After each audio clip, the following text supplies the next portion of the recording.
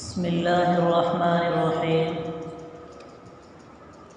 ترغیب علی رضی اللہ عنہ بالامر بالمعروف وترہیبہ من ترک النہی عن المنکر۔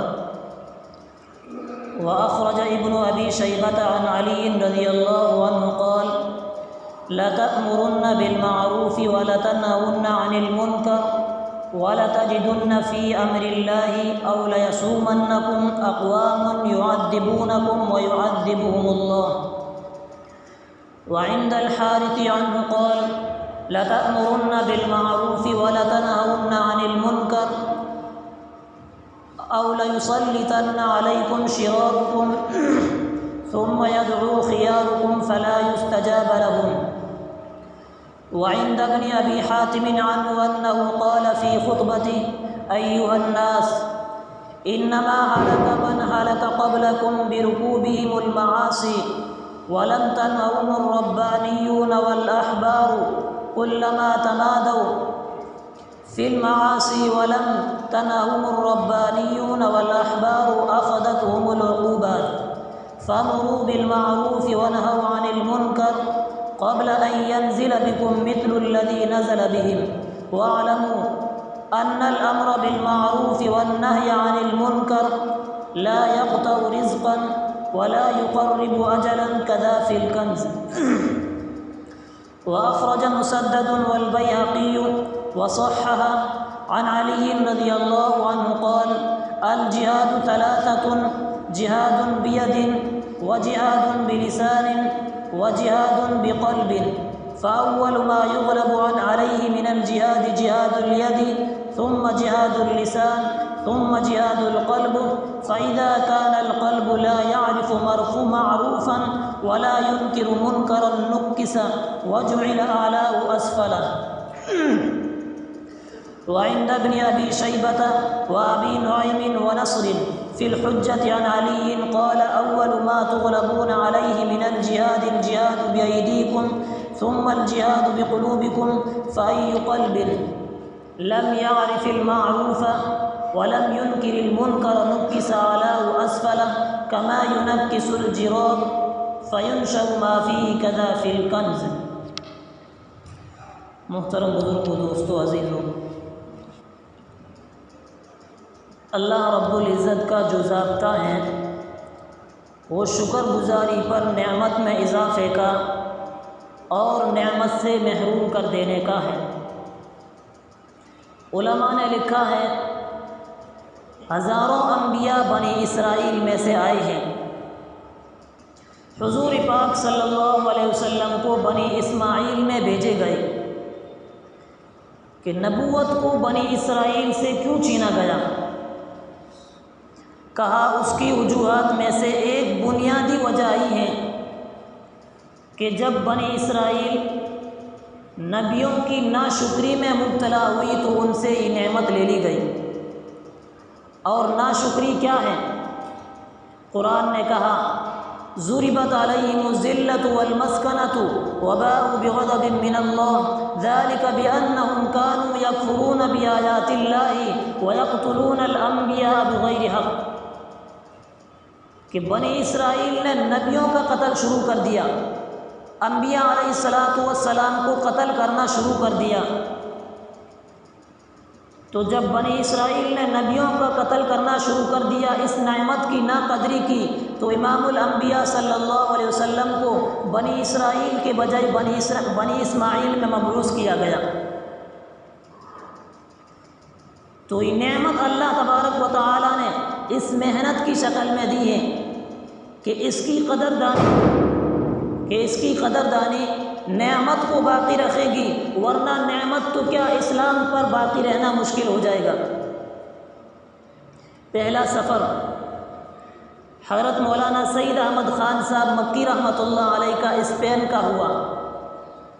پہلی جماعت وہاں پہنچی، جب وہ جماعت واپس آئی تو انہوں نے اس علاقے کے احوال دریافت کیے۔ حضرت کو اللہ نے جو ملکہ دیا تھا وہ ایک لائن میں پورے ملک کا تجزیہ کر دیا۔ اسپین میں مسلمانوں کی 800 سال تک حکومت رہی، وہاں کی جامع مسجد قرطبہ کی، جس میں صرف 900 پلر تھے، ستون، تو وہ ملک زوال پذیر کیسے ہوا؟ تو کہا کہ 3 کام چھوڑ دیے گئے اور 3 کاموں میں مبتلا ہو گئے۔ جو کام کرنے کے تھے وہ چھوڑ دیے گئے۔ کہا سب سے پہلی محنت دعوت کی ہے، دوسری تعلیم، اور تیسرے ذکر ہے۔ یہ تینوں چیزیں اجتماعی اعتبار سے چھوٹ گئی اور 3 چیزوں میں بگاڑ پیدا ہو گیا، زراعت کا، معاشرت کا، اور زراعت کی لائن کا بگاڑ۔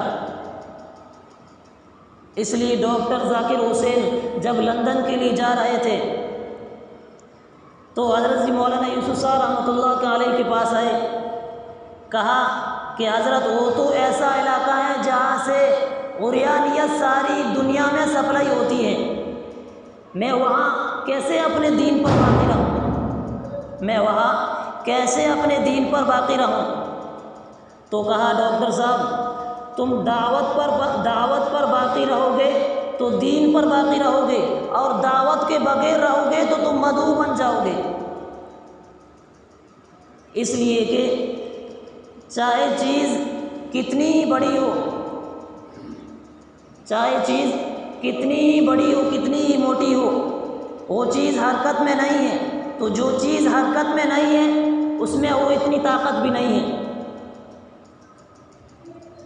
اس لیے ایک بڑے عالم صاحب ہیں مصر کے، انہوں نے ایک بڑی اچھی مثال دی ہے کہ ایک بہت بڑا شیشہ ہے، آئینہ، اور وہ بہت موٹا ہے، لیکن وہ ساکن ہے، رکا ہوا ہے اپنی جگہ پر، اور ایک چھوٹا سا پتھر ہے وہ حرکت میں ہے، لیکن شیشہ بہت بڑا ہے، لیکن یہ چھوٹا سا پتھر اس شیشے کی طاقت کو ختم کر دے گا، توڑ دے گا۔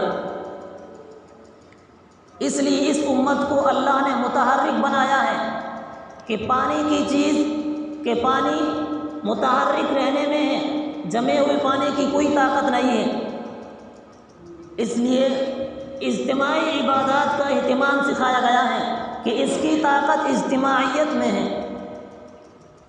اسی کو اقبال نے کہا کہ فرد تنہا رب ملت سے ہے، کہ فرد تنہا رب ملت سے ہے، تنہا کچھ نہیں، موج ہے دریا میں اور بیرونی دریا کچھ نہیں۔ اسی لیے سورہ فاتحہ میں جتنے بھی تلفظ آئے ہیں، جتنے بھی الفاظ آئے ہیں، وہ سب جمع کے ہیں۔ ایاک نعبد، ہم آپ سے مدد مانگتے ہیں، ہم آپ کی عبادت کر رہے ہیں، حالانکہ اکیلا عبادت کر رہا ہے۔ وَإِيَّاكَ نَسْتَعِينُ، ہم آپ سے مدد مانگتے ہیں، حالانکہ اکیلا مدد مانگ رہا ہے۔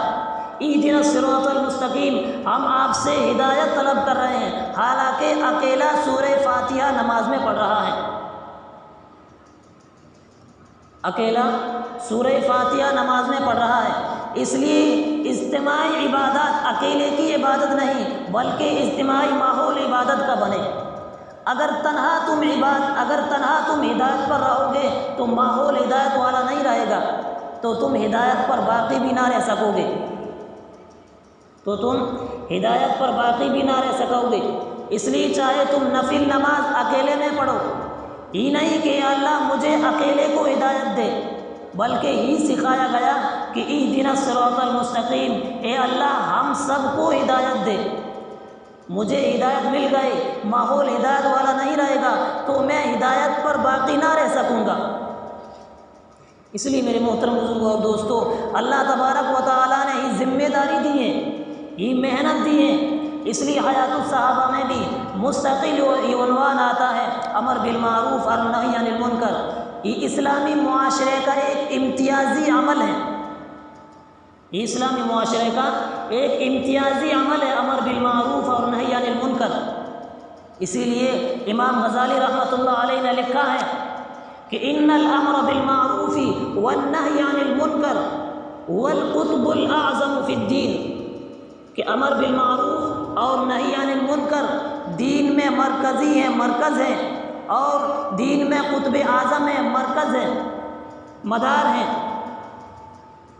وهو المهم الذي ابتعث الله له النبيين اجمعین کہ امر بالمعروف اور نہی عن المنکر اللہ تبارک و تعالیٰ نے تمام انبیاء علیہ الصلاۃ والسلام کو اس لیے بھیجا کہ امر بالمعروف اور نہی عن المنکر، انبیاء علیہ الصلاۃ والسلام کا بھیجنے کا مقصد بھی یہی ہے کہ امر بالمعروف اور نہی عن المنکر کرنا، یعنی اچھائیوں کا حکم کرنا اور برائیوں سے روکنا ہے۔ اس لیے حضرت علی رضی اللہ عنہ فرماتے ہیں کہ تم ضرور بالضرور بھلائی کا حکم کرتے رہو اور برائی سے منع کرتے رہو، اور اللہ کے حکم کے پورا کرنے میں کوشش کرتے رہو، ورنہ ایسی قومیں تم پر مسلط ہو جائے گی جو تم میں سے نہیں ہوں گے، اور وہ تم کو عذاب دیں گے، دردناک عذاب دیں گے، اور اللہ ان کو عذاب دیں گے، وَيُعَذِّبُهُمُ اللَّهُ، اللہ ان کو عذاب دیں گے۔ دوسری روایت میں ہے حضرت علی رضی اللہ عنہ فرماتے ہیں کہ تم بھلائی کا حکم کرتے رہو اور برائی سے منع کرتے رہو، ورنہ اللہ پاک تم پر تمہارے برے لوگ مسلط کر دیں گے، جو تمہارے نیک لوگ دعائیں بھی کریں گے تو ان کے دعائیں قبول نہیں کی جائے گی۔ ایک مرتبہ حضرت علی رضی اللہ عنہ خطبہ دے رہے تھے، تقریر کر رہے تھے، تو اس خطبے میں ارشاد فرمایا ایھا الناس، اے لوگو تم میں سے پہلے لوگ گناہوں کی وجہ سے ہلاک کر دیے گئے، اور جب وہ لوگ گناہ کرتے تھے تو ان کے مشائخ اور ان کے علماء ان کو ان کے گناہوں کی وجہ سے منع نہیں کرتے تھے، تو پھر اللہ نے سب کو عمومی عذاب میں مبتلا کر دی۔ اس لیے تم بھلائی کا حکم کرتے رہو اور برائی سے منع کرتے رہو، اس سے پہلے کہ وہ عذاب تم پر بھی نازل کر دیا جائے جو تم سے پہلے لوگوں پر نازل کیا گیا۔ وَاعْلَمُوا، اور تم جان لو کہ بھلائی کا حکم کرتے رہو اور برائی سے منع کرتے رہو، لا يقطع رزقا، نہ ہی رزق کو روکنے والا ہے، ولا يقرب اجلا، اور نہ موت کو وقت سے پہلے لانے والا ہے۔